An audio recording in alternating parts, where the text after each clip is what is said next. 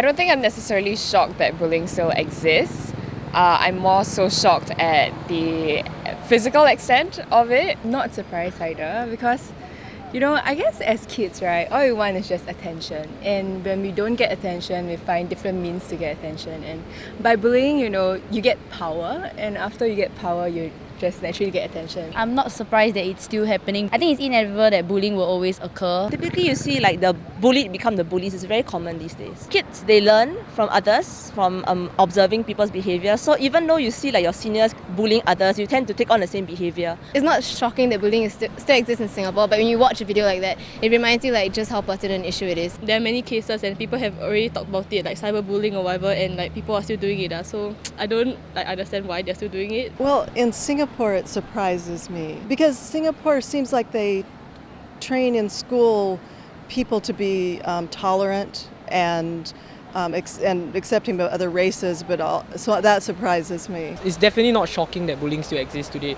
but it's shocking that people don't know about it or don't put enough emphasis on it. And the issue is that it's not doesn't exist, but in fact it's actually invisible to the eyes of the school, and that people don't care about it enough. I think bullying has evolved along the years. It used to be physical bullying, but now it's moved towards cyberbullying. So, but I guess I'm shocked that this incident actually happened.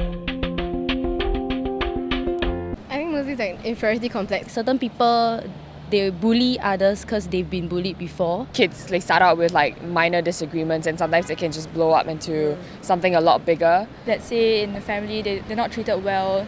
They feel the need to feel accepted or to assert their strength in front of others, so therefore they will resort to bullying. I think a lot of it comes from like insecurity. Like people actually bully other people because they're insecure about themselves. Probably weakness, but it doesn't look weak when you're the one being bullied, right? I mean, that person who's doing the bullying is actually weak and not strong. Probably if someone can't get their way or like something like that, then they will have to use physical means to get what they want. Other than the personality and character, perhaps it comes a lot from the mental background of the person. Perhaps let's say the person needs to feel have power over someone or to feel important, and they cannot feel it themselves, so they have to do it on someone else. I believe that the school as well as families play a big part in actually nurturing the kids to foster a non-bullying kind of culture.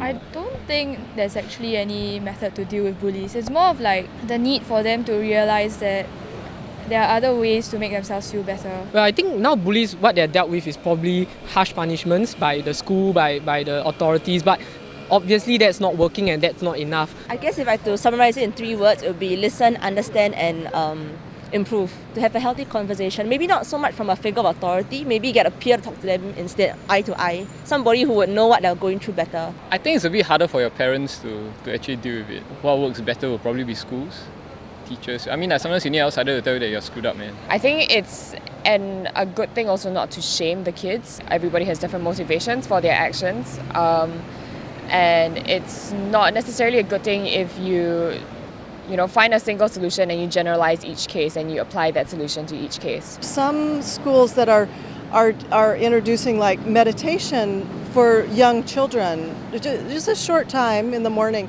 and they've seen some remarkable results. Now, I don't know that it would exactly help the bullying, but it seems like it's rather far, reaches pretty far. I think that punishment should be dealt to bullies so that they can learn a lesson, and at the same time, give other people to show them, that bullying should not be condoned in schools. So when you have someone that is kind, genuine, warm to talk to you, like you tend to accept it better than no, you're wrong. Maybe just some kind consultation can help them open up their mind. Probably not so much because it's quite prevalent. Plus, I don't think a lot of people see the actual bullying because most of it happens online. It's addressed enough when it's only like after it's at the extreme end. Before that, I feel like if it's school bullying, right, the school should have done a better job in trying to prevent it from escalating to that level. I guess the parents could actually play a big part as well to foster this kind of nurturing environment at home, being able to talk it out. If it's talked about in the classroom, then and they say, look, if you're being bullied, tell someone you trust. I think maybe it's just not to take for granted that these things still do happen, and it's just about keeping a vigilant eye. It's definitely not dealt with enough, so I think definitely greater emphasis have to be put on it, not just on the punishment part, but also empowering the victims to tell them that, hey, it's okay to reach out, that someone's there to help you. Like those social media vigilantes, I think they work pretty well.